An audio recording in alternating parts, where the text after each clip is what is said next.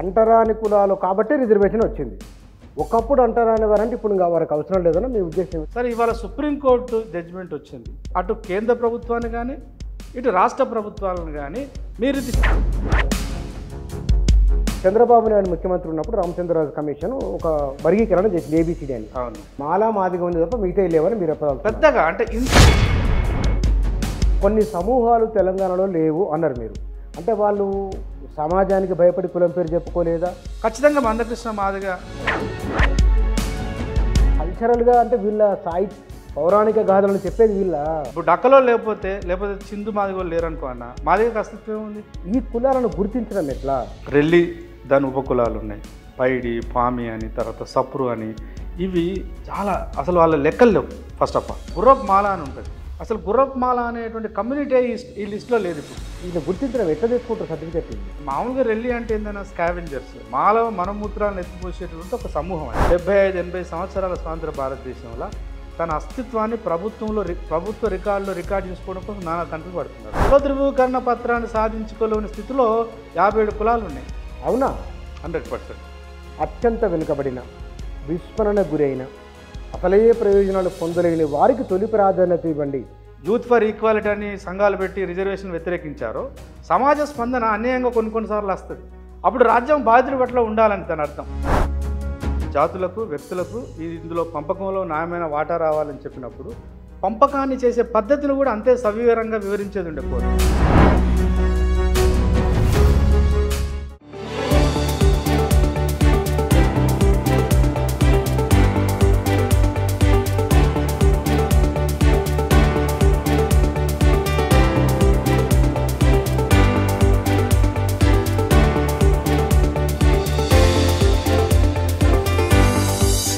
నమస్తే.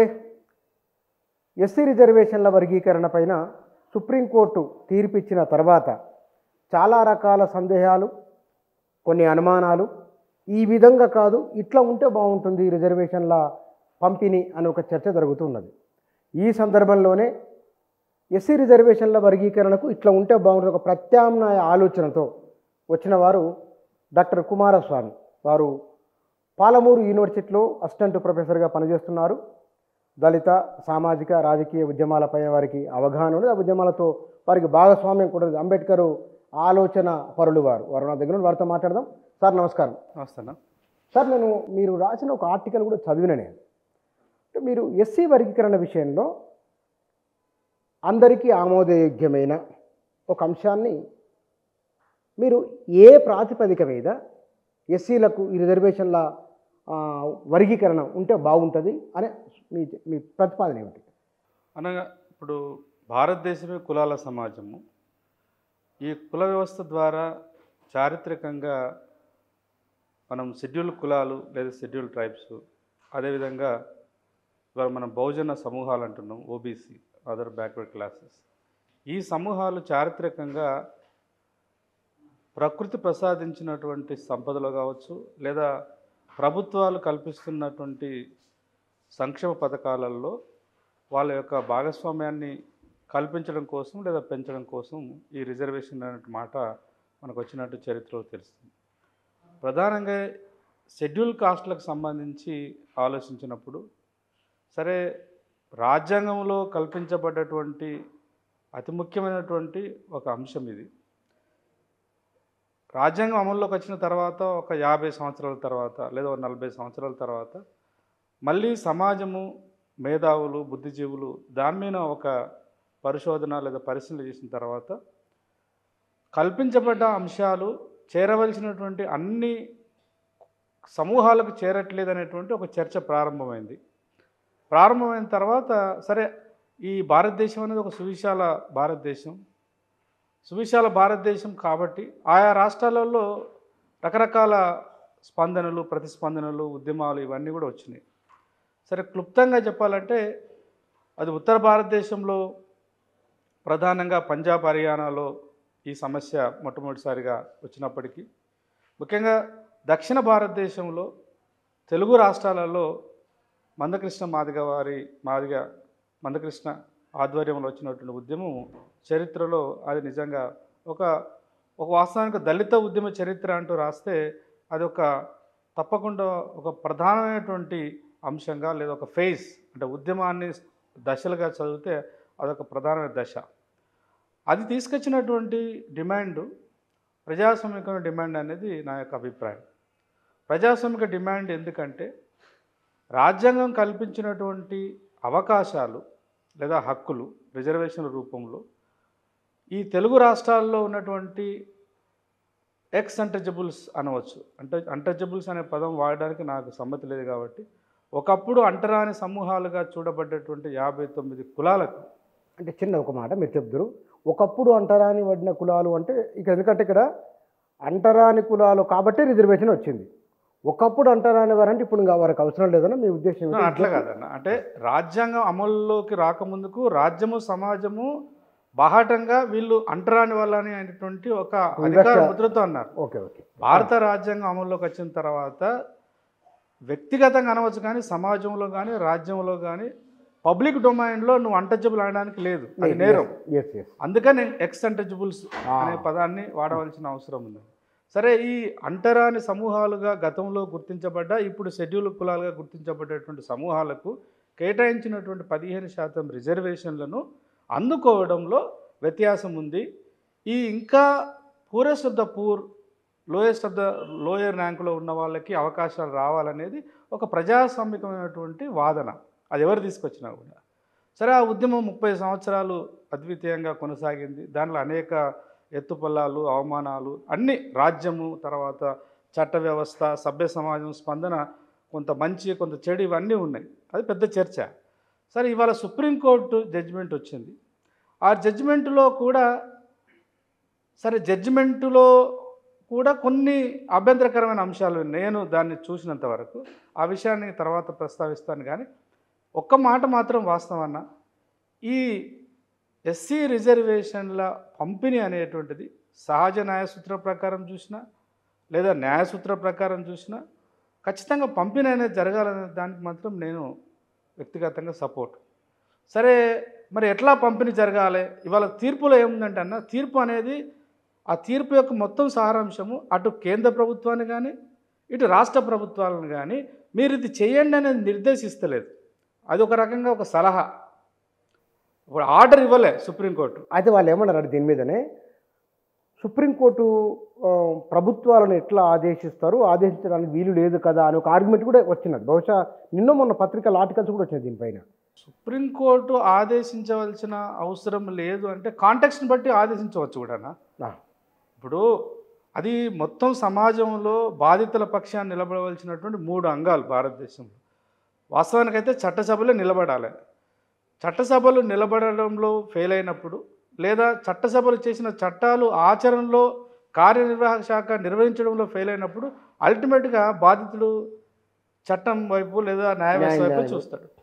అట్లా న్యాయ వ్యవస్థ ఇప్పుడు ఇక్కడ దాకా ఇంటర్వ్యూ అయిన న్యాయ వ్యవస్థ ఇంకొంచెము అందరికీ అర్థమయ్యే విధంగా చెప్పి ఉంటే బాగుండేది. సరే, దానికి ఉన్న కన్స్టెంట్స్ రీతే కావచ్చు, అది ఆ రకమైనటువంటి ఒక అభిప్రాయం చెప్పడం. బట్ అది ఆ మేరకు కూడా చాలా ఇవాళ అనేక సమస్యలకు పరిష్కారం దొరుకుతారైతే నేను ఆశిస్తున్నాను.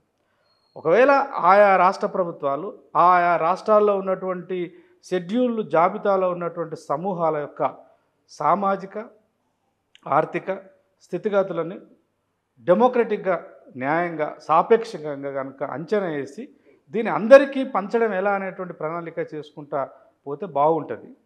అంటే మీరు బాగుంటుందని మీ సూచన. మన 1990 అంటే ఉమ్మడి రాష్ట్రంలో చంద్రబాబు నాయుడు ముఖ్యమంత్రి ఉన్నప్పుడు రామచంద్రరాజు కమిషన్ ఒక వర్గీకరణ చేసింది, ABCD అని. అవును.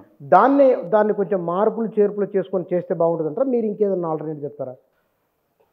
అంటే ఇదే అన్న, యాక్చువల్గా ఈ ఒక్క 2 నిమిషాలు దీన్ని బ్రీఫ్ చేస్తారా? లేలే, ఇప్పుడు జస్టిస్ రామచంద్రరాజు కమిషన్ నియమించబడింది. వారు కొన్ని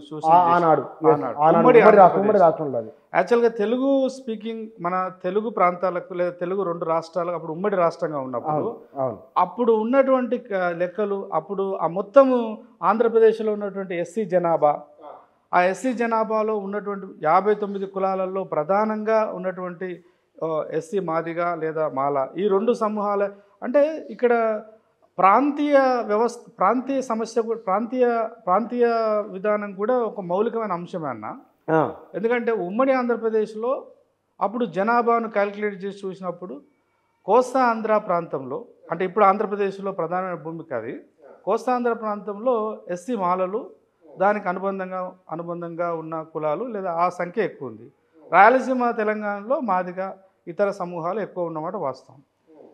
అప్పుడు జస్టిస్ రామచంద్రరాజు గారు ప్రపోజ్ చేసినటువంటి కేటగరైజేషన్ విధానం ఏదైతే ఉందో, ఏబిసిడి అని 4 గ్రూపులుగా విభజించి అప్పుడున్నటువంటి 1981 జనాభా లెక్కల ప్రకారము వారు 1, 7, 6, 1 అనేటువంటి ప్రాతిపదికమైన పంచిన మాట చరిత్ర మనందరికీ తెలిసింది.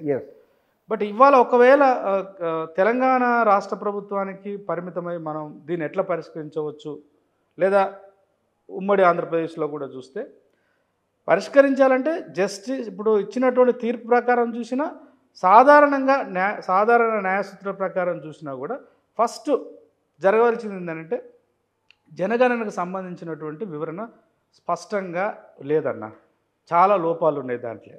ఇప్పుడు 2011 సెన్సస్ ప్రకారం తెలంగాణకు అప్లై చేసి చూస్తే ఉన్నటువంటి దాంట్లో అది ఎంత మేరకు యాక్చువల్గా నేను చూసిన వరకు కేవలము మళ్ళీ జనసంఖ్య ఎక్కువ ఉన్న సమూహాలకు సంబంధించిందే సరైనటువంటి పద్ధతిలో సేకరణ జరిగినట్టుంది తప్ప మిగతా 57 కులాలకు సంబంధించినటువంటి జనాభా సేకరణ స్పష్టంగా లేదు దాంట్లో. అంటే బహుశా మీరు మాలా మాదిగా ఉంది తప్ప మిగతా లేవని మీరు పెద్దగా అంటే ఇంత స్పష్టత లేదు అక్కడ. ఇద్దరికి ఉన్నంత లేదు. సరే వాడుక కోసం మనలో అవగాహన కోసం ఉపకులాలు అంటున్నారు, కానీ ఏ కులం దేనికి ఉపకులం కాదన్న. ఏ కులం ఆ కులానికి అది స్వతంత్రమైనటువంటి దానికి అదొక కుల వ్యవస్థలో భాగంగా. కొన్ని సమూహాలు డైరెక్ట్గా డిపెండెంట్ కమ్యూనిటీ అంటాం కదా, ఆశ్రిత కులాలు. అంటే ఇప్పుడు ఈ మాలా మాదిగా అనేటువంటి ప్రామినెంట్ కమ్యూనిటీస్ యొక్క కల్చరల్ హిస్టరీని మోస్తున్నటువంటి కులాలు, వాటిని ఆశ్రిత కులాలుగా మనం పిలవచ్చు సాంస్కృతికంగా. సో ఇప్పుడు మరి పంపకం ఎలా జరగాలంటే నా దృష్టిలో ఆ ఏబిసిడి అనే పదాలు వాడినా వాడకపోయినా ప్రధానంగా జరగవలసింది ఏంటంటే ఎవరికి నష్టం లేకుండా, ఎవరికి అపోహలు లేకుండా ఒక పరిష్కార మార్గం వైపు పోవాలంటే ఖచ్చితంగా రాష్ట్ర ప్రభుత్వం ఇనిషియేటివ్ తీసుకోవాలి. ఇక్కడ ఒక టెక్నికల్ అంశం కూడా వస్తుంది బుచ్చన్న. ఈ జనాభా సేకరణ అనేది భారత రాజ్యాంగం ప్రకారము కేంద్ర ప్రభుత్వం ఆధీనంలో ఉన్నటువంటిది. ఇప్పుడు జనాభా సేకరణ గతంలో మొట్టమొదటిసారిగా తెలంగాణ ఏర్పడిన తర్వాత గత ప్రభుత్వంలో ఉన్నటువంటి కేసీఆర్ ప్రభుత్వం చేసింది. వాస్తవానికి అన్ని రకాల సమాచారం సేకరించింది, కానీ దానికి అథెంటిసిటీ లేదు. టెక్నికల్గా వచ్చిన సమాచారము సమగ్రమైంది అయినప్పటికీ దానికి ప్రజాబాహుల్యంలో పెట్టి దీని ప్రకారం మేము పోతా అంటే మళ్ళీ చట్టంలో కొంత ఇబ్బంది అయ్యేటట్టుంది. ఎందుకంటే అది రాష్ట్ర ప్రభుత్వం సేకరించింది, దానికి ఉన్నటువంటి అథెంటిసిటీ ఏందనే ప్రశ్న వస్తుంది. ఇప్పుడు ఎట్లాగో కేంద్ర ప్రభుత్వము బీజేపీ అధికారంలో ఉంది కేంద్రంలో. కొంత ఈ మధ్య కాలంలో గత 1 year కాలంగా ఇప్పుడు మాదిగ సమూహం ముఖ్యంగా దానికి నాయకత్వం వహిస్తున్న అనేక సంఘాలు, అనేక సమూహాలు ఉన్నప్పటికీ ఖచ్చితంగా మందకృష్ణ మాదిగ ప్రామినెంట్ పర్సనాలిటీ ఆ వాదాన్ని ముందుకు తీసుకుపోవడంలో వారు కూడా ప్రత్యక్షంగా పరోక్షంగా బీజేపీ పార్టీ యొక్క సహకారం తీసుకున్నటువంటి మాట వాస్తవం. కాబట్టి ఇలా మరి బీజేపీ యాజ్ ఏ సెంట్రల్ గవర్నమెంట్లో అధికారంలో ఉన్న బీజేపీ పార్టీ ఒకవైపు జనగణన చేయడానికేమో వెనక ముందు చేస్తుంది. Because in principle they are not for that. వాళ్ళు మేము జనగణన చేయము అనేది క్లియర్గా చెప్పేస్తున్నారు.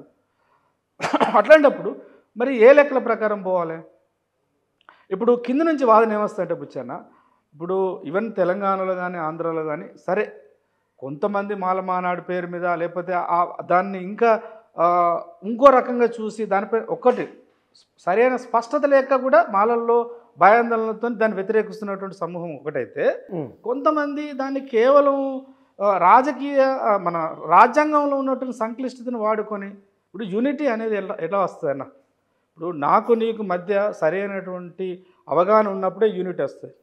ఆ యూనిటీ అనేది మనము ఫోర్స్ఫుల్గా తీసుకురాలేమనేది మామూలు అంశమే కదా. కాబట్టి ఆ దాంట్లోకి వెళ్ళకుండా మరి కేంద్ర ప్రభుత్వం అన్నా జనగణన చేయాలా.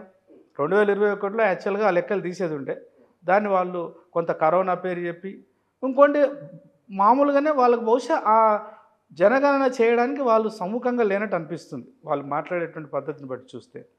లేదా ఈ సుప్రీంకోర్టు మొన్న వచ్చినటువంటి వర్డిక్ట్ను బేస్గా చేసుకొని ఎట్లయితే గతంలో ఉన్నటువంటి 341 ఆర్టికల్ ప్రకారం కేంద్రమే దీన్ని సవరించాలి, దాన్ని సవరించి కేంద్రమే పంపకం చేయాలనే దాన్ని బైపాస్ చేసి దాని గురించి పెద్ద ప్రస్తావించకుండా ఆర్టికల్ 15(4) ఆర్టికల్ 16(4) ప్రకారం ఆయా రాష్ట్ర ప్రభుత్వాలు దీన్ని చేసుకోవచ్చు అన్నప్పుడు దానికి ఆధారభూతంగా దానికి కొనసాగింపుగా జనాభా, ఎందుకంటే ఇప్పుడు ఎవరు ఎంతమంది ఉందో తేలకుండా పంపకం ఎట్లా జరుగుతుంది? సుప్రీంకోర్టు ఇచ్చినటువంటి జడ్జిమెంట్ను నిజంగా ఆచరణాత్మకంగా ఆచరణలో తీసుకురావాలంటే కేంద్ర ప్రభుత్వం అన్న దేశంలో ఉన్నటువంటి షెడ్యూల్ కులాల యొక్క షెడ్యూల్ ట్రైబ్స్ యొక్క జనాభా సేకరణ తక్షణమే చేయాలి. ఒకవేళ కేంద్ర ప్రభుత్వము ఈ జనగణన చేయడానికి ఇష్టం లేనప్పుడు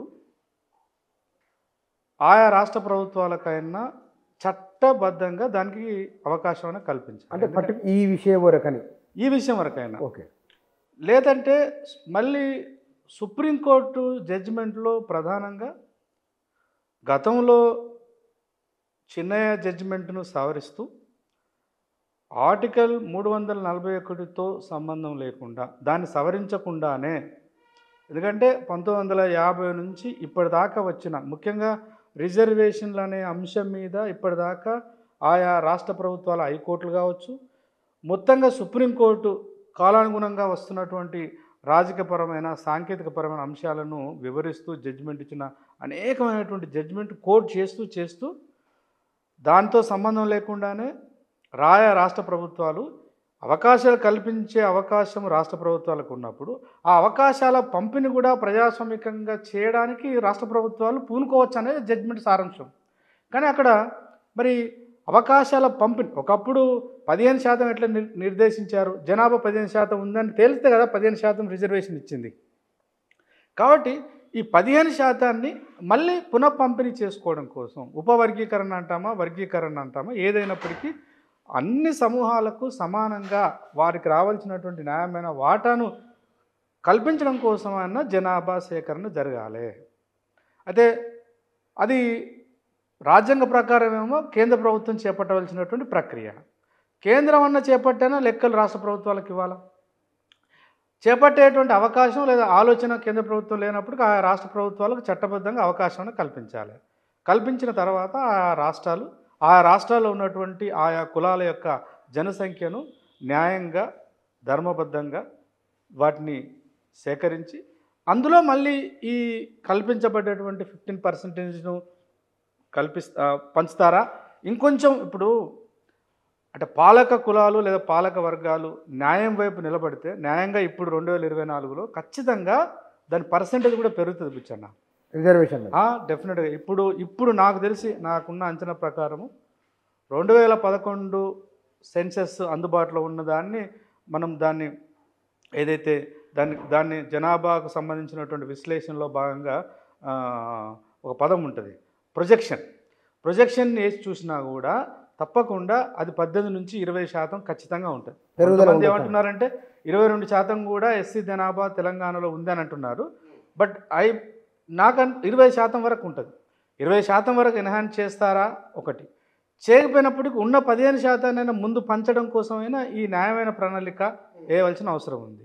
కాబట్టి రాష్ట్ర ప్రభుత్వాలు ప్రధానంగా ఇవాళ ఇక్కడ మన ప్రభుత్వం అయినా లేదా అక్కడ ఆంధ్రప్రదేశ్ అయినా ఇంకా ఏ రాష్ట్రాలు అయితే సుముఖంగా ఉన్నాయో ప్రధానంగా ఆ జడ్జిమెంట్ వచ్చిన తర్వాత పాజిటివ్గా స్పందించిన రాష్ట్రాలు 4: తెలంగాణ ప్రభుత్వం, ఆంధ్రప్రదేశ్ ప్రభుత్వం, తమిళనాడు ప్రభుత్వం, కర్ణాటక ప్రభుత్వం. ఒక రకంగా దక్షిణ భారతదేశంలో ఈ వర్గీకరణ అంశాల మీద సమాజము మరియు రాజకీయ పార్టీలు సుముఖంగా ఉన్నమాట వాస్తవం.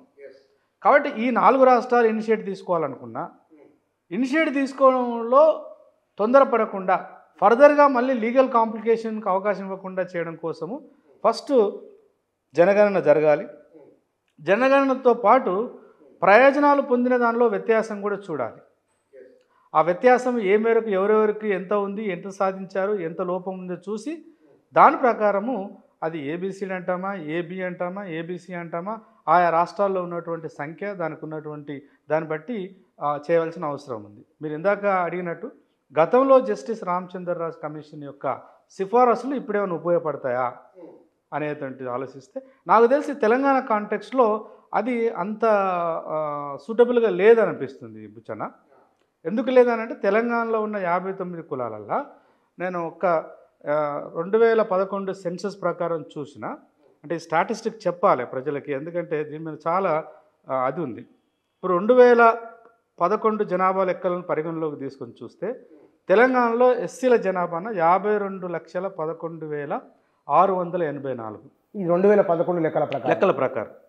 ఇందులో ఒకవేళ జస్టిస్ రామచంద్రరాజు గారు ప్రతిపాదించినటువంటి ఏబిసిడి అనే ఆ గ్రూప్లోకి, అంటే ఏలో 12 సమూహాలు, రెల్లి దాని అనుబంధ సమూహాలు 12, మాదిగా దాని అనుబంధ కులాలుగా పరిగణించబడుతున్న 18 కులాలు, మాల అంటే ఎస్సీలో 25 కులాలు ప్లస్ మాల, ఆది ఆంధ్ర ప్లస్ 4, ఈ మొత్తము వాటిని ప్రకారం టేబులైజేషన్ కనుక చూస్తే ఈ ఉన్నటువంటి 52,17,684 జనాభాలో ఒకవేళ రెల్లీల యొక్క సమూహం ఎంత ఉంది తెలుసా అన్న?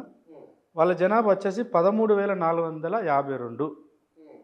13,452 అంటే ఎంత పర్సెంటేజ్ వస్తుందన్న? 0.25. అట్లాగే మాదిగ సమూహము లేదా మాదిగ గ్రూపు లేదా ఎస్సీ దాంట్లో నీకు 34,06,708 వస్తుందన్న. అంటే 65.29% నేను చెప్తున్నది. మాల దాని అనుబంధ కులాలకు సంబంధించి ఆ లెక్కల ప్రకారం తీసి చూస్తే ఆ 25 సమూహాలు ప్లస్ మాల కలిపితే 17,90,553. దీని పర్సెంటేజ్ వచ్చేసి 34.31. ఆది ఆంధ్రలోది చూస్తే దాని ప్రకారం చూస్తే 6,716 అంటే 0.12. ఇప్పుడు ఈ 0.12, 0.25 దీన్ని ఎట్లా పంచుతారు అనేటువంటిది ఒక సంక్లిష్టమైన సమస్య. సో ఇప్పుడు తెలంగాణకు పరిమితం ఆలోచించినప్పుడు సరే దీన్ని మళ్ళీ 15% రిజర్వేషన్లు పంచితే కూడా ఈవెన్ ఇక్కడ ఒక విషయాన్ని చెప్పాలి. అంటే కృష్ణన్న లాంటి ఒక 30 సంవత్సరాల ఒక ఉద్యమాన్ని నడిపిన ప్రజానాయకుడు, వారు ఏది మాట్లాడినా ప్రజలు నిజమని నమ్మేటువంటి ఆస్కారం ఉంటుంది. వేరే వేరే వ్యక్తులు, వేరే వేరే సంఘాలు, సంస్థలు కొంత ఆ సంఘానికి లేదా అతనికి తనను తాను గొప్పగా ప్రొజెక్ట్ చేసుకోవడం కోసం సంఖ్యలు అటు ఇటు మార్చినా మనకు పెద్దగా ఇంపాక్ట్ పడదు. But as a leader of that moment వారు మాట్లాడేటప్పుడు న్యాయానికి దగ్గరగా మాట్లాడితే బాగుంటుంది అనేది నా విజ్ఞప్తి. ఏ విషయంలో ఈ లెక్కల విషయంలో సుప్రీంకోర్టు జడ్జిమెంట్ వచ్చిన తర్వాత కృష్ణన్న ప్రెస్ మీట్ మాట్లాడుతూ ఒకవేళ ఈ సుప్రీంకోర్టు జడ్జిమెంట్కి అనుగుణంగా కనుక ఏబిసిడీల వర్గీకరణ జరిగి న్యాయబద్ధంగా రాష్ట్రాల్లో పంపిణీ జరిగితే తెలంగాణలో మాదిగ ఉపకులాలకు 11% వరకు అవకాశాలు వస్తాయి అన్నారు. మరి ఈ 2011 లెక్కల ప్రకారము 11% రావట్లే. ఎంత వస్తుంది? 9% వస్తుంది. అట్లాగే ఆంధ్రాలో కూడా 7% వచ్చే అవకాశం ఉందన్నారు. కానీ అక్కడ 7% లేదని 6% వస్తుంది. అంటే యాజ్ పర్ ది స్టాటిస్టిక్స్ మాట్లాడు 2011 లెక్కలు. సో ఈ రకంగా చూసుకున్నప్పుడు ఈ 2 సమూహాలకు సంబంధించినటువంటి వివరణలతో పాటు నా ప్రతిపాదన ఏంటంటే ఈ మాలా మాదిగ సమూహాలు ఎంతో కొంత అభివృద్ధి చెందినాయి అన్న. ఇవాళ మనలాంటి వాళ్ళని లేదా మొత్తం సమాజం, ఈవెన్ రాజకీయ పార్టీలు కూడా కేవలం ఓట్లను దృష్టిలో పెట్టుకొని మాత్రమే చట్టాలు చేయకుండా అణగారిన సమూహాల్లో మరింత అణగారిన సమూహాల పట్ల ఖచ్చితంగా ఒక ప్రజాస్వామిక దృక్పథంతో ఉండాలి. ఇవాళ ఉదాహరణకు 18 సమూహాలన్నా, ఇప్పుడు రెల్లీల సమస్య ఉందన్న. తెలంగాణలో రెల్లీల జనాభా అంత తక్కువ ఉంది.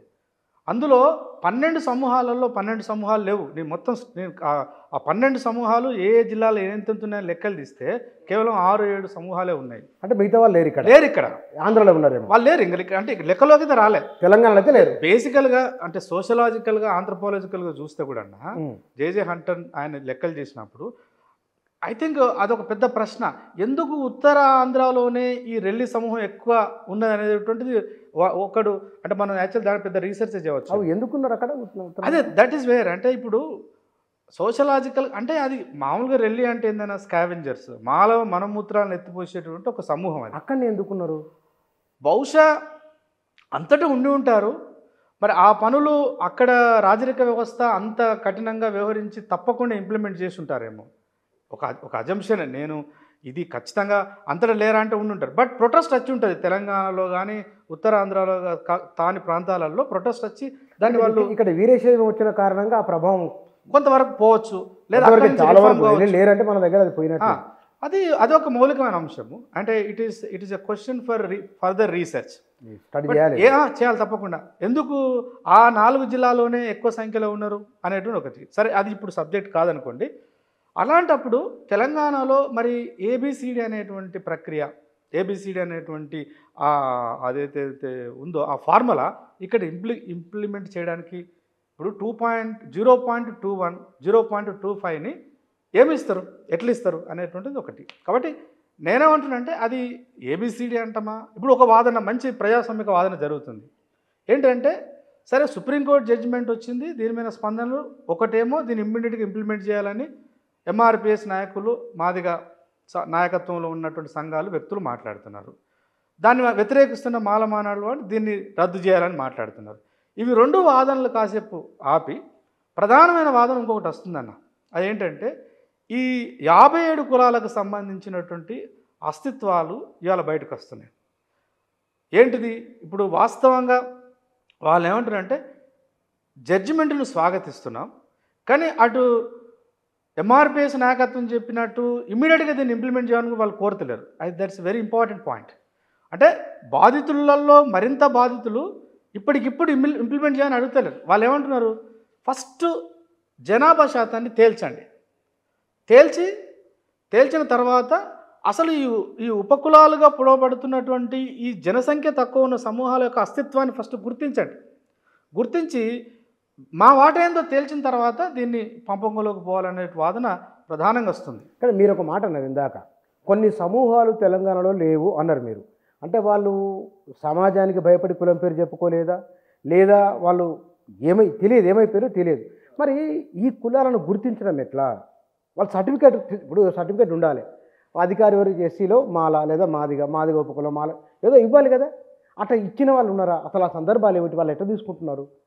మంచి ప్రశ్న అన్న. యాక్చువల్గా అంటే ఇవాళ ఏదో వెనకట ఒక శాస్త్రం ఉంది కదన్న, అంటే దుడ్డుండే బర్రె అన్నట్టు. జనసంఖ్య ఉన్నవాడితే అది, జనసంఖ్య ఉన్నవాడు మాట్లాడితే అది న్యాయం. ఇప్పుడు ఈ 57 కులాలు ఉన్నాయి చూడన్న. ఇప్పుడు ఉదాహరణకు రెల్లి, దాని ఉపకులాలు ఉన్నాయి, పైడి, పామి అని, తర్వాత సప్రు అని. ఇవి చాలా అసలు వాళ్ళ లెక్కలు లేవు.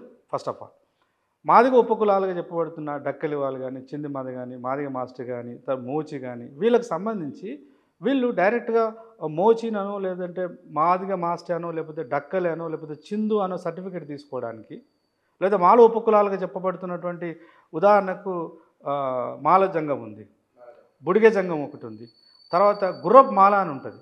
అసలు గుర్రప్ మాల అనేటువంటి కమ్యూనిటీ ఈ లిస్టులో లేదు. ఇప్పుడు ఎక్కడున్నారు వాళ్ళని అసలు ఈ 59 కులాల వాళ్ళు ఉండాలి న్యాయంగా. అయితే చరిత్ర ప్రకారం అన్నా పేరేనే ఉంది కదా గుర్రమాల, అది లేదు.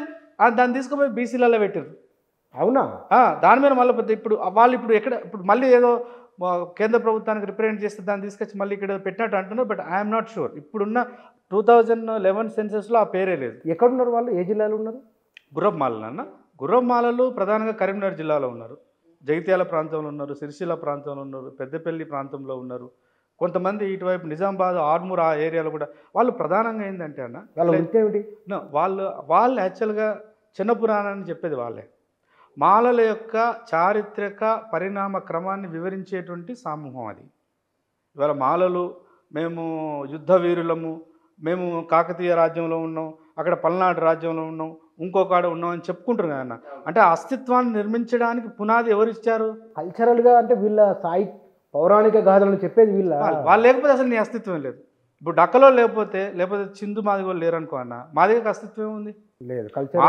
మాదిగ సమూహము ఈ దేశ సంస్కృతిని నిర్మించడంలో తన పాత్రను తనను ఆవిష్కరించుకోవడానికి అవే ఆ కళలు, ఆ సంస్కృతి, ఆ కళారూపాలే మనకు ఆయుధాలు. అట్లాంటి వాళ్ళ గురించి మరి ఎవరు ఆలోచించాలి? కాబట్టి ఈ సమూహాలకు సంబంధించిన వాదన కూడా చాలా న్యాయమైంది. ఇలా గుర్తించడం ఎట్లా తెచ్చుకుంటారు సర్టిఫికేట్? తప్పకుండా.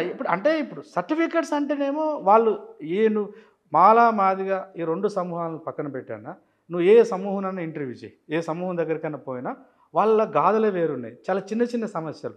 వాళ్ళు 75-80 సంవత్సరాల స్వాతంత్ర భారతదేశంలో తన అస్తిత్వాన్ని ప్రభుత్వ రికార్డులో రికార్డు చేసుకోవడం కోసం నానా తంటలు పడుతున్నారు. ఉదాహరణకు ఈ 70 సంవత్సరాల కాలంలో ఇప్పుడిప్పుడే శ్రీనివాసం లేకపోయినా పిల్లల్ని బడికి పంపాలనుకుంటున్నారు. సోషల్ వెల్ఫేర్లకు ఆడుకో ఇడుకో వాడి క్యాస్ట్ సర్టిఫికేట్ కావాలి. క్యాస్ట్ సర్టిఫికేట్కి న్యాయంగా అయితే ఎంఆర్ఓ ఇవ్వాలి. ఎంఆర్ఓ ఇవ్వడానికి ఎందుకంటే అవి నొమాడిక్ అంటే సంచార జాతులు, ఒక స్థిరమైన నివాసం లేదు కాబట్టి మండల్ రెవెన్యూ అధికారి ఇవ్వడానికి వీలు లేదు అన్నటువంటిది ఆర్డీఓకు రెఫర్ చేస్తారు. ఆర్డీఓ దగ్గరికి వెళ్తే ఆర్డీఓ తనకున్నటువంటి చట్టపరమైన సమస్యల రీత్యా మీరు ఫలానా అని నాకేం తెలుసు. ఫర్ ఎగ్జాంపుల్ బుడిగ జంగమైన వెళ్ళిండు, సార్ నా బిడ్డకు నా కొడుకు క్యాస్ట్ సర్టిఫికేట్ కావాలి సార్, మా పిల్లల్ని స్కూల్లో చేర్చాలని పోతే మీరు బుడిగ జంగాలని దానికి నిదర్శనం ఏమిటి, దానికి రుజువైందని అడుగుతుండే ఆయన. వాళ్ళు చెప్తున్నారు, నా మాట కదన్న, బుడిగ జంగాల వాళ్ళు చెప్తున్న మాట ఏంటంటే ఇప్పుడు 75 సంవత్సరాల తర్వాత మేము ఫలానా అని నిరూపించుకోవడం కోసం గతంలో వారసత్వంగా వచ్చినటువంటి కళలను మళ్ళీ ఆఫీసులలో ప్రదర్శించవలసి వస్తుంది. ఒక రకంగా చాలా బాధంగా ఉంది, అవమానకరంగా ఉంది. అసలు మా అస్తిత్వం ఏందని ప్రశ్నిస్తున్నారు వాళ్ళు. ఒక కుల ధృవీకరణ పత్రాన్ని సాధించుకోలేని స్థితిలో 57 కులాలు ఉన్నాయి. మరి వాళ్ళని ఎట్లా గుర్తించడం, ఎట్లా వారికి రిజర్వేషన్ ఇవ్వడం ఎట్లా? రాజ్యం తలుచుకుంటే అవుతుంది పుచ్చన్న. రాజ్యం బలమైనటువంటిది. రాజ్యం తలుచుకుంటే ఇప్పుడు కేసీఆర్ గారు ఒక్క రోజులో సర్వే చేయలేదా? రాజ్యానికి మనసు ఉంటే మార్గం ఉంటుందన్న. ఇవాళ నేనైతే ఈ సుప్రీంకోర్టు జడ్జిమెంట్ సందర్భంగానైనా ఖచ్చితంగా ఈ సమూహాల యొక్క లెక్కలు కూడా రావాలి. ఉదాహరణకి ఇప్పుడు ఆదిలాబాదు మనం నదీ పరివాహక ప్రాంతం అంటాం, ఉత్తర తెలంగాణ. ఆదిలాబాద్ నుంచి ఖమ్మం దాకా నేతకాని మాలలు ఉన్నారు. నేతకాని మాలలు కొంత మిగతా కులాలతో పోలిస్తే కొంత ప్రోగ్రెస్ ఉందన్న. ఎందుకంటే ఆ బొగ్గుబాయి ఎఫెక్ట్ కావచ్చు, తర్వాత కొంత వాళ్ళకు చారిత్రకంగా ఉన్నటువంటి ఆ నేపథ్యం కూడా కావచ్చు. ఆ మాల అయ్యవార్లు, తర్వాత ఈ నేతకాని, మిగతా అన్ని మాల ఉపకులాలుగా చెప్పబడుతున్నాయి కూడా అసలు దే ఆర్ నో వేర్. నేను దాదాపు నాకు 46 సంవత్సరాలు. నేను విద్యార్థి దశ నుంచి ఇప్పుడు ఒక 15-20 సంవత్సరాలుగా నేను యాక్టివ్గా సమాజంలో ఉన్నా. నేను ఒక 10 సంవత్సరాలుగా ఉపాధ్యాయుడిగా పనిచేస్తున్నా. ఎక్కడ కూడా నా ఉపాధ్యాయ వ్యవస్థలో కావచ్చు, 5 స్టూడెంట్ లీడర్గా ఉన్నప్పటి నుంచి ఒక మాల మ్యాథ్స్ని నేను చూడలే. ఒక గుర్రం మాల పిల్లగాడు ఇంతవరకు ఆర్ట్స్ కాలేజ్ మెట్లెక్కలే. ఇవి ప్రధానమైన అంశం. అయితే వీళ్ళకి న్యాయం జరగాలి. వీళ్ళకు న్యాయం జరిగే విధంగా వర్గీకరణ జరగాలనేది నా యొక్క ప్రతిపాదన అన్న. జరగడానికి ఎట్లా జరగాలంటే జరుగుతుంది. 2 వర్గాలు కూడా సంయమనం పాటించాలి. ఇప్పుడు అవకాశాలు సమానంగా పంపిణీ చేయాలనేటువంటి వాదాన్ని తీసుకొచ్చినటువంటి ఒక ప్రజాస్వామిక వాదం, అది ప్రజాస్వామిక అభిప్రాయం తీసుకొచ్చినటువంటి పెద్దలు కృష్ణమాదేవ్ కూడా చాలా సంయమనంగా ఉండాలి. ఇమ్మీడియట్గా ఇది కావాలగా తొందర పెట్టద్దు అనేది నా విజ్ఞప్తి. ఓకే, కావాలి, ఎట్లా కావాలనే దగ్గర వాళ్ళ ప్రతిపాదనలు, వాళ్ళ వాదనలు, వాళ్ళ అభిప్రాయాలను కూడా పరిగణలోకి తీసుకోవాలి. తీసుకొని ఇటు మాల సమూహం కూడా చాలా విచిత్రమైనటువంటి పరిస్థితులకు నెట్టబడ్డది. అంటే ఇప్పుడు దళిత ఉద్యమాన్ని కనుక ఒక ప్రామాణికంగా చూస్తే అసలు దీంట్లో క్రియాశీలకమైన పాత్ర ఒక 100-200 సంవత్సరాల చరిత్ర తీసుకొని చూస్తే 1900 కాలం నుంచి ఇప్పటిదాకా 150 సంవత్సరాల కాలంలో అసలు ఈ దళిత అస్తిత్వాన్ని నిర్మించిన దాంట్లో ప్రధానమైన పాత్ర పోషించిన మేధావులు, బుద్ధిజీవులు మాలలు ఎక్కువ ఉన్నారు కదన్న, ఉమ్మడి ఆంధ్రప్రదేశ్లో అయినా ఇక్కడైనా. మరి ఇప్పుడు ఏమైంది వీళ్ళకు? కంప్లీట్ అంటే దాన్ని వ్యతిరేకించడం అనేది దానిలో న్యాయం ఏముంది? అది చాలా అన్యాయమైనటువంటి వాదన. వ్యతిరేకించడానికి చట్టపరంగా సాంకేతికతను ఇందాక అన్నగాన 341 అనే ఆర్టికల్ని ఇంటర్ప్రిటేషన్లో సమస్య. అది అంటే ఎట్లా? మీరు ఇందాక కూడా అన్నారు, కొంచెం లోతుగా చెప్పండి. దాన్ని అది ఏంటంటే ఇప్పుడు భారత రాజ్యాంగంలో 341, 342 అనే 2 ఆర్టికల్స్ ఈ షెడ్యూల్ కులాలకు, షెడ్యూల్ ట్రైబ్స్ సంబంధించినటువంటివి. ఇది కూడా చాలా ఈ కాంటెక్స్లో చెప్పాలన్నా, మహానుభావుడు బాబాసాహెబ్ అంబేద్కర్ షెడ్యూల్ అంటే అంటరాని జాతులుగా ఉన్న వాళ్ళని ఇప్పుడు గవర్నమెంట్ లెక్కల ప్రకారం ఈ 1260 కులాలను ఆయా రాష్ట్రాల్లో రకరకాలుగా ఉన్నాయి అని వీటికి ఉద్దేశం ఏంటిది? రాజ్యాంగం రాసినప్పుడు అంబేద్కర్ ఏం ఆశించిండు? వీళ్ళందరినీ ఒక దాటికి తీసుకొచ్చి రాజ్యం నుంచి సహకారం తీసుకోవాలి. అంబేద్కర్ ఎంత గొప్పోడంటే రాజ్యమే బాధితుల పట్ల నిలబడాలని వాదించి గెలిచినవాడు ఆయన. రాజ్యానికి చాలా లోపాలు ఉంటాయి. ఆ రాజ్యంలో ఎవరు ఉంటారు? మళ్ళీ సోకాల్ అప్పుడు అంతకుముందు అణచివేసిన వాడు ఉంటాడు. బయట అణచివేయడానికి వానికి స్వేచ్ఛ ఉంటుంది. కానీ ఒక ఆఫీసర్గా, ఒక ముఖ్యమంత్రిగా, ఒక ప్రధానమంత్రిగా, ఒక ఐఏఎస్ ఆఫీసర్గా, ఒక ఐపీఎస్ ఆఫీసర్గా నేను చేయను అనడానికి లేదు. చట్టానికి లోబడి ఉండాలి. అందుకని న్యూట్రల్ బ్యూరోక్రసీ అంటాం. రాజ్యంలో న్యూట్రల్ బ్యూరోక్రసీ అంటే ఆ రకంగా రాజ్యం నుంచి రాబట్టవలసిన అవకాశాలకు ఫస్ట్ దీన్ని గుర్తించాలని అదొక సమూహంలో చేర్చింది. ఒక జాబితా, షెడ్యూల్ జాబితా. ఈ గుర్తించినప్పుడు అప్పుడు ఆయన అనుమానపడేది ఏంటంటే ఈ గుర్తించడం లేదా ఇందులో ఏమైనా అభివృద్ధి చెందితే వీళ్ళని పక్కన పెట్టేటువంటిది కేవలము రాష్ట్రపతికి మాత్రమే ఉండాలి. ఎందుకు చెప్పిండంటే రాబోయే కాలంలో మేము కాన్స్టిట్యూంట్ అసెంబ్లీ డిబేట్స్ చూస్తే అన్న రాబోయే కాలంలో సింగిల్ పార్టీ డామినెంట్ పాలిటిక్స్ తగ్గి ప్రాంతీయ పార్టీలు వచ్చే అవకాశం ఉంది. ప్రాంతీయ పార్టీలు వచ్చిన తర్వాత ఆయా ప్రాంతాలలో అధికారం కోసం ప్రాకులాడే ప్రాంతీయ పార్టీలు ఈ షెడ్యూల్ జాబితాతోని వాళ్ళ అవసరాల కోసం మార్చడం, తీయడం, పెట్టడం చేస్తారనేటువంటి ఒక అజంప్షన్తో, ఒక ప్రిజంప్షన్తో ఆ అవకాశం దీని ప్రకారం కేంద్ర ప్రభుత్వం లేదా ముఖ్యంగా ప్రెసిడెన్షియల్ ఆర్డర్, కేంద్ర ప్రభుత్వం కూడా ప్రెసిడెన్షియల్ ఆర్డర్ అంటే ఏంటంటే త్రూ కాన్స్టిట్యూషనల్ ఫ్రేమ్వర్క్లో వెళ్ళాలి. అది సరే 341 అనే ఆర్టికల్ను దాని ఇంటర్ప్రిటేషన్ అంటే 2000 కాలంలో 2004లో వచ్చిన జడ్జిమెంట్, అంతకంటే ముందు వాళ్ళు ఇచ్చింది ఏంటంటే షెడ్యూల్ కాస్ట్లకు సంబంధించినటువంటి ఒక ప్రధానమైనటువంటి ఒక ఆర్టికల్, ఒక ప్రకరణ ఉంది. రెండోది నేషనల్ లెవెల్లో ఎస్సీ కమిషను, ఎస్టీ కమిషన్స్ ఉన్నాయి. అవి స్టాట్యూటరీ బాడీస్, చట్టబద్ధత ఉన్న సంఘాలు, చట్టబద్ధత ఉన్నటువంటి కమిషన్స్. సో వాటి అభిప్రాయము ప్లస్ దీన్ని తీసుకొని కేంద్రమే చేస్తే బాగుంటుంది అనేటువంటి విధంగా ఆ జడ్జిమెంట్ వచ్చింది. అంతేందుకన్నా ఉషా మేరన్ కమిషన్ రికమెండేషన్లో ఇది ప్రధానమైన రికమెండేషన్. సరే ఇవాళ ఆ రికమెండేషన్స్ దాన్ని పక్కన పెట్టి జడ్జిమెంట్ వచ్చింది. సో అందుకని ఆ సంక్లిష్టత ఇప్పుడు మళ్ళీ రివ్యూ పిటిషన్ వేయడానికి పోయిన వాళ్ళు కూడా దీన్ని ఆశ్రయించుకొని వెళ్ళారు వాళ్ళు. అంటే రాజ్యాంగంలో 341 అనే ప్రకరణ గురించి ఏమాత్రం ప్రస్తావించకుండా ఉషా మేరన్ కమిషన్ రికమెండ్ చేసినటువంటి దాంట్లో ఇది ప్రధానమైన రికమెండేషన్. దానికి అంటే కేంద్రాన్ని సేవ్ చేయడం కోసం ఈ జడ్జిమెంట్ వచ్చిందనే వాదన కూడా ఒకటి జరుగుతుంది. కానీ అక్కడ ఒక మాట అనుకున్నాం, కేంద్ర ప్రభుత్వాన్ని కనుక సేవ్ చేయడానికి వస్తుంది అంటే వారు ఒక మాట అన్నారు, అత్యంత వెనుకబడిన, విస్మరణకు గురైన, అసలే ప్రయోజనాలు పొందలేని వారికి తొలి ప్రాధాన్యత ఇవ్వండి. అత్యంత ప్రజాస్వామికమైన కామెంట్ అది. 100%. మరి అంత లోతులోకి వెళ్ళి సుప్రీంకోర్టు చెప్పినప్పుడు అది చాలా అంటే మనలాంటి వాళ్ళందరికీ చాలా సంతోషదాయకమైనటువంటి మాట. అయితే ప్రొసీజరల్ థింగ్స్ను వాళ్ళు డిఫైన్ చేయలే. కోర్టు అత్యంత వెనుకబడిన జాతులకు, వ్యక్తులకు ఇందులో పంపకంలో న్యాయమైన వాటా రావాలని చెప్పినప్పుడు పంపకాన్ని చేసే పద్ధతిని కూడా అంతే సవివరంగా వివరించేది ఉండే కోర్టు. అది ఎవరు చేయాలి? కోర్టుకు తెలుసుగా, కేంద్ర ప్రభుత్వం చేయాలి. ఇప్పుడు జనాభా సేకరణ చేయమన్నది, ఆ జనాభా సేకరణలో భాగంగా పొందిన ఫలితాలు, ఇప్పటి వరకు పొందిన ఫలితాలను అంచనా కట్టమన్నది. అంటే అవకాశాలను అందుకోవడంలో అత్యంత వెనుకబడిన వర్గాలను ఎవరు గుర్తించాలి? కేంద్ర ప్రభుత్వాన్ని గుర్తించాలా, రాష్ట్ర ప్రభుత్వాన్ని గుర్తించాలి. ఈ గుర్తించే ప్రక్రియ, పంపకానికి సంబంధించిన ప్రక్రియ మీరు రాష్ట్రాలు చూడండి అనేటువంటి ఒక ఏదైతే అంటే పూర్తి స్థాయి వేఅవుట్ చూపించలే.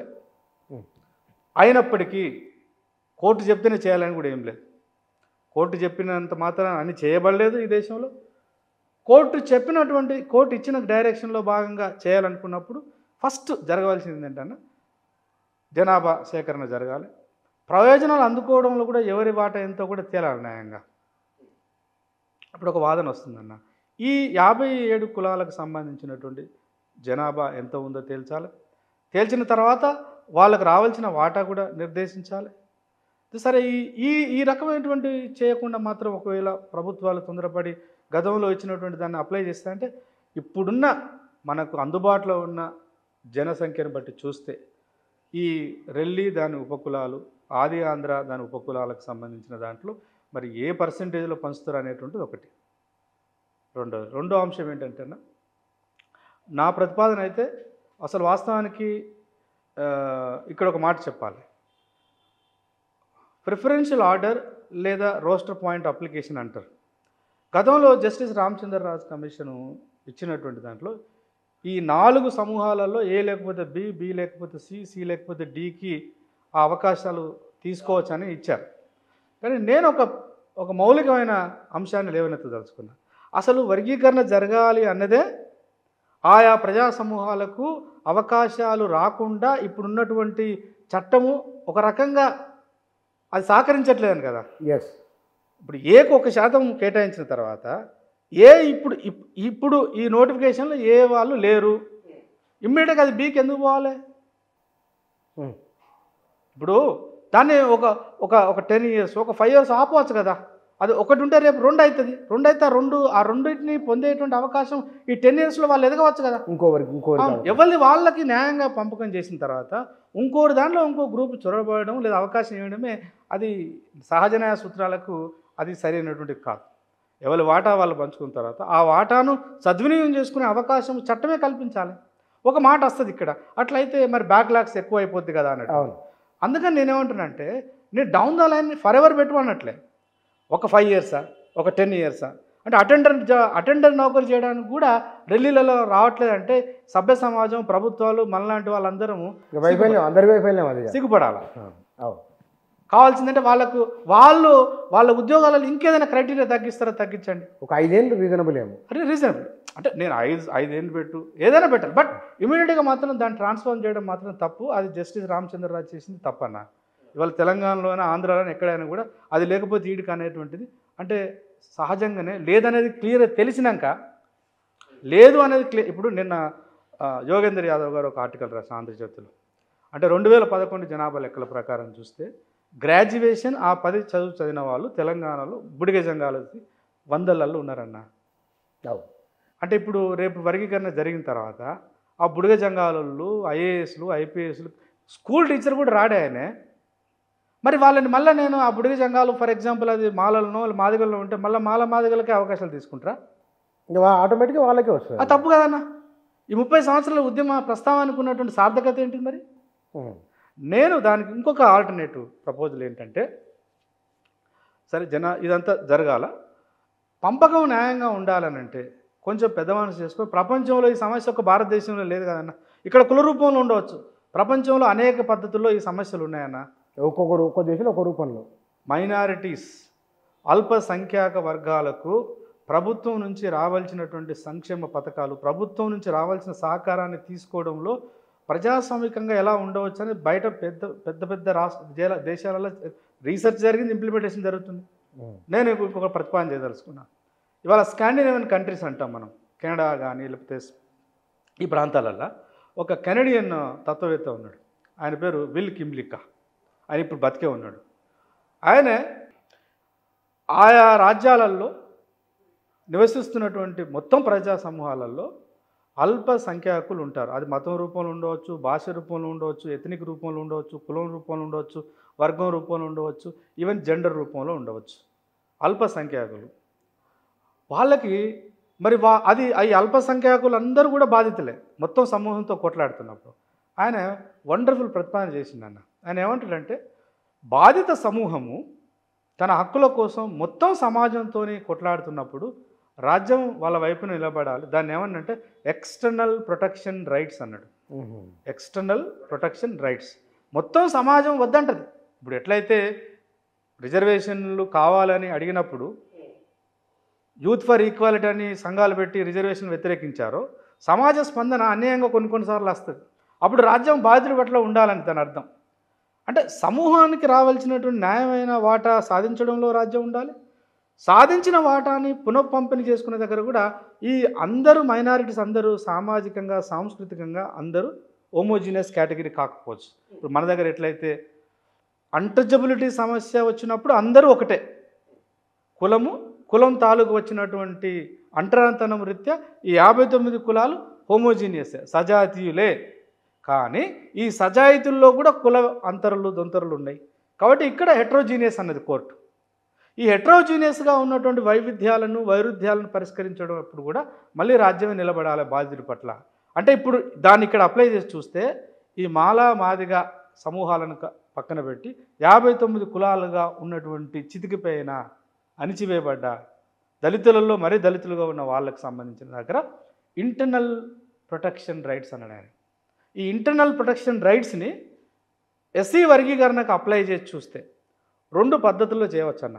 ఒక పద్ధతి ఇప్పుడు నేను ఇందాక వివరించినటువంటి సమూహాలుగా గుర్తించడం, ఏనో బీనో పేరు ఏదైనా పెట్టండి, ఏబిసి అంటారా, ఏబి అంటారా, పేరు ఏదైనా ఇక్కడ అంటే ఆయా రాష్ట్రాల్లో ఉన్నటువంటి దళిత జనాభా దానికి ఉన్నటువంటి సామాజిక సాంస్కృతిక లింకేజ్ ఒకటి ఉంటుంది. గ్రూపింగ్ కూడా సోషలాజికల్గా ఆంథ్రపాలజికల్గా చేయాలి. ఈ మొన్న జస్టిస్ రామచంద్రరావు చేసింది కూడా సోషలాజికల్ పర్స్పెక్టివ్లో నుంచి డ్రైవ్ చేసిండు ఆయన. మొత్తం మాలో మన మూత్రాలను ఎత్తిపోసే సమూహాలన్నిటి ఒక దగ్గర పెట్టిండు అన్న. వాళ్ళ మధ్యలో మళ్ళీ సమస్యలు ఉన్నాయి, అది పెద్ద సబ్జెక్ట్, నేను దానిలో పోను. ఇప్పుడు మాదిగా ఉపకులాలుగా గుర్తించబడి వీళ్ళ మధ్యలో కూడా అంతరాలు ఉన్నాయి. ఇప్పుడు మాదిగా కమ్యూనిటీలో ఒక డక్కలైన పోయి ఇంత దర్జాగా చేరేసుకొని కూర్చోలేడు. అవును, వెరీ వెరీ టిపికల్ అది. టిపికల్గా అంటే అక్కడ కూడా ఆ మేరకు ఆ చిన్న స్థాయిలో ఆ థిన్ లైన్ కులం అనేది ఆపరేట్ చేస్తుంది అక్కడ. మాల ఇప్పుడు గుర్రపు మాలలు వస్తారు, వాళ్ళు యాక్చువల్గా మన చరిత్ర మాల చరిత్ర అంతా చెప్పేటువంటి వాళ్ళు మనల్ని ఒక రకంగా ఎడ్యుకేట్ చేసే వాళ్ళని మనం ఎప్పుడు మాలలు ఎప్పుడు వాళ్ళని గౌరవించరు. వాళ్ళు ఆకిట్లో నిలవాలి బూ ఆడుకొని తిరిగిపోతారు. అక్కడ ఆ సమస్య ఉంది కదన్న. అందుకని విల్కింబ్లిక్ ప్రతిపాదన రెండో ప్రతిపాదన చాలా విలువైనది. ఆ విలువైనటువంటి ప్రతిపాదనను భారతదేశాన్ని కనుక అన్వయించుకొని చూస్తే రిజర్వేషన్ గ్రూపింగ్ చేయడం జరగాలి. గ్రూపింగ్ చేసిన తర్వాత నా ప్రతిపాదన చాలామంది దీంతో అంగీకరించకపోవచ్చు, కానీ న్యాయంగా అయితే ఏ గ్రూపులో ఆ గ్రూపుకు ఇంకా అత్యంత వెనుకబడిన వాడికి ఫస్ట్ ప్రయారిటీ ఇవ్వాలి. అక్కడ నువ్వు you have to apply the preferential order. ఎందుకో ఈసారి నాకు నేను మీతో పాటు ఇంకా కొద్ది మందితో ఈ విషయం మీద 30 ఏళ్ల సమస్య కాబట్టి 30 మందితో మాట్లాడినా తప్పలేదు. ఎందుకంటే ఇష్యూ అట్లాంటిది. ఉపకులాల చైతన్యం మీద మాట్లాడే వాళ్ళ సంఖ్య పెరిగింది. ప్రధానంగా మాలనో మాదిగనో ఇంటలెక్చువల్స్ చదువుకున్న వాళ్ళు పెద్ద పెద్ద ఉద్యోగాలు చేసే వాళ్ళ ఆర్గ్యుమెంట్ ఒక రకంగా ఉంది. ఈ సబ్ క్యాస్ట్ అనే పేరుతో ఉన్నవాళ్ళు చాలా యాక్టివ్గా ఉన్నారు, వాళ్ళ మూలంలోకి వెళ్ళి సమస్యను డిస్కస్ చేస్తున్నారు. బహుశా ఈ చర్చలలో నుంచి వచ్చిన అదనపు చైతన్యం అనుకోవచ్చు దీన్ని. 100% డెఫినెట్గానా. ఇప్పుడు ఒక చర్చ జరుగుతుంటే ఆ చర్చకు స్పందనగా సమాజం స్పందిస్తుంటే ఎంత లేదైనా ఈ పార్లమెంటరీ ప్రజాస్వామ్యంలో ఎన్ని లోపాలున్నా ఎన్ని పరిమితులున్నా 70 సంవత్సరాల తర్వాత నేనేంది అని ప్రశ్నించేటువంటి ఒక బుడగజంగమైన వచ్చిండేది కాదన్న. ఆ చైతన్యం ఎక్కడి నుంచి వచ్చింది? దళిత ఉద్యమంలో భాగంగా చూడవచ్చు. ముఖ్యంగా రకాల అంశాలుగా ఎట్లన్నా ఎంఆర్పిఎస్ ఉద్యమం దళిత అంటే గ్రాండ్ థియరీకి సార్వజనీయత థియరీ అంటారు మా పొలిటికల్ సైన్స్ పరిభాషలో చెప్పాలంటే. దళితులంతా ఒక సమూహం, అది కొంతకాలం నడిచింది. ఆ దళిత వాదం అనేది సమాజాన్ని చాలా పెద్ద ఎత్తున ప్రభావితం చేసిన మాట వాస్తవం. ఎంత ప్రభావితం చేసిందో అంతర్గతంగా దానిలో కొన్ని సమస్యలు ఉండడం వల్లనే ఎంఆర్పిఎస్ వచ్చింది. ఎంఆర్పిఎస్ 30 సంవత్సరాలు జరిగింది. ఇవాళ ఎంఆర్పిఎస్ కూడా ఇదొక ఎంఆర్పిఎస్ని ఇవాళ మాదిగా ఉపకులాలు కూడా ప్రశ్నిస్తున్నాయిగా. ఆ చైతన్యాన్ని తప్పుగా చూడద్దు. ఆ చైతన్యాన్ని ప్రజాస్వామిక అంటే సామాజిక ఉద్యమాల ప్రజాస్వామీకరణలో భాగంగానే చూడాలి. చూసినప్పుడే వాళ్ళు లేవనెత్తిన ప్రశ్నలు కూడా మనం ఇవాళ ఆన్సరబుల్. చెప్పండి. ఆ ఆన్సరబుల్ కావాలనేది నా ప్రతిపాదన. ఓవరాల్గా ఇష్యూకు మీరు 1-2 పాయింట్లు అంటే కనుక ఇట్లా ఎంఆర్పిఎస్ వైపు నుంచి కానీ ఈ 2 సంఘాల నుంచి రాజకీయ పరంగా ఎట్లా వెళ్తే బాగుంటుంది? తక్కువ టైంలో ఉండాలి, వెళ్ళాలంటే కనుక ఏం చేయాలి? మరీ 5 ఏళ్ళు 10 ఏళ్ళు అయితే మరి ఒక ప్రతిపాదన ఏమో అటు ఒకవేళ 2011 సెన్సెస్ని పరిగణలోకి తీసుకొని చేస్తామని కనుక ప్రభుత్వం అంటే నా ప్రతిపాదన ఏంటంటే 2011 జనాభాలో కేవలం మాలా మాదిగలకు సంబంధించినటువంటి తక్కువనో ఎక్కువనో అవే ఎక్కువ రిఫ్లెక్ట్ అవుతుండే కాబట్టి ఇవాళ ఇతర సమూహాలు ఏవైతే ఉన్నాయో వాళ్ళకి సంబంధించిన అస్తిత్వం లేదన్న అక్కడ. వాళ్ళేమో ఇప్పుడు చాలామంది మీటింగ్లు పెట్టి వాళ్ళు ఏమంటున్నారు, మేము ఈ రాష్ట్రంలో 1,00,000 మంది ఉన్నామని లేకపోతే 5 లక్షల మంది ఉన్నాం అంటున్నారు. అది నిజమా కాదు తేల్చవలసింది మళ్ళీ రాజ్యమే. అవునవును. కాబట్టి మనకు ఒక మంచి ఎక్స్పీరియన్స్ కూడా ఉంది కదా బుచ్చన్న. తెలంగాణ వచ్చిన తర్వాత కారణాలు ఏమైనప్పటికీ ఆయన ఏ ప్రయోజనాలు ఆశించి చేసిండో నాకు తెలియదు, కానీ జనాభాకు సంబంధించినటువంటి లెక్క అయితే తీసుకున్నది ప్రభుత్వం. ఏది సకల కుటుంబాల సర్వే, సకల జన సర్వే అది జరిగింది కదా. అట్లా రాష్ట్ర ప్రభుత్వం చేయాలా, చేసి అవసరం అనుకుంటే ఈ జడ్జిమెంట్ను ప్రామాణికంగా తీసుకొని కేంద్ర ప్రభుత్వం నుంచి సపరేట్ ఆర్డినెన్స్ తీసుకోవాలి.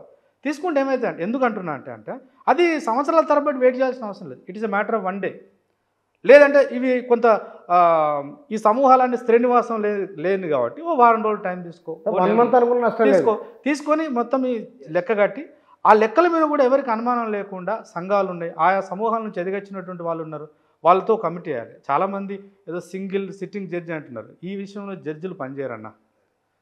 ప్రజా సమూహంలో, పౌర సమాజంలో గౌరవం ఉన్నటువంటి వాళ్ళు ఏ కులం అన్న కానీ ఏ మతం అన్న కానీ వాళ్ళ ఆధ్వర్యంలో మాల, మాదిగ, ఇతర ఉపకులాలకు సంబంధించిన కొంత ఆలోచన పరులని కలిపి ఒక కమిటీ వేసి ఈ లెక్కలు తీసి ఈ లెక్కల మీద వాద ప్రతిపాదనలు కూడా సరైన నిర్ణయం చేసి దెన్ పంపకం కూడా అట్లా చేస్తే బాగుంటుంది అనేది నా యొక్క ప్రతిపాదన. Right sir, thank you sir, thank you very much.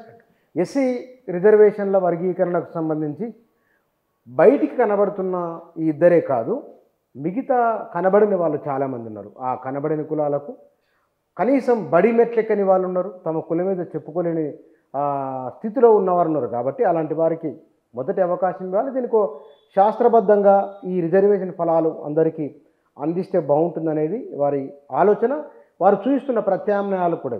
Thank you.